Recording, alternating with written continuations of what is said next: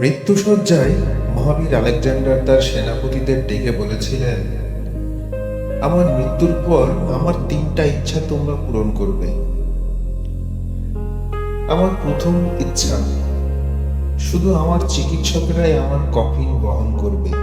আমার দ্বিতীয় ইচ্ছা হচ্ছে, আমার কফিন যে পথ দিয়ে গোরস্থানে নিয়ে যাবে সেই পথে আমার অর্জিত সোনা ও রূপা ছড়িয়ে রাখবে।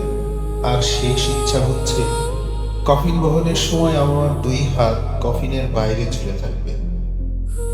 তার সেনাপতি তখন তাকে এই বিচিত্র অভিপ্রায়ের কারণ জিজ্ঞাসা করলেন।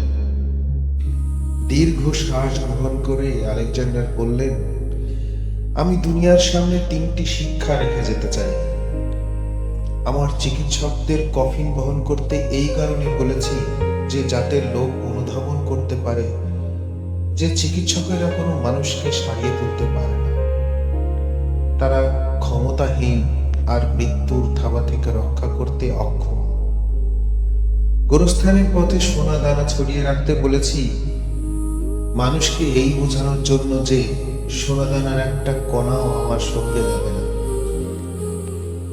এগুলো পাওয়ার জন্য সারাটা জীবন ব্যয় করেছি, কিন্তু নিজের সঙ্গে কিছুই নিতে পারছি না। মানুষ বুঝুক এসবের পিছনে ছোটার সময়ের অপচয়। কফিনের বাইরে আমার হাত ছড়িয়ে রাখতে বলেছি মানুষকে এটা জানাতে যে খালি হাতেই সবাইকে এই পৃথিবী থেকে চিরবিদায় নিতে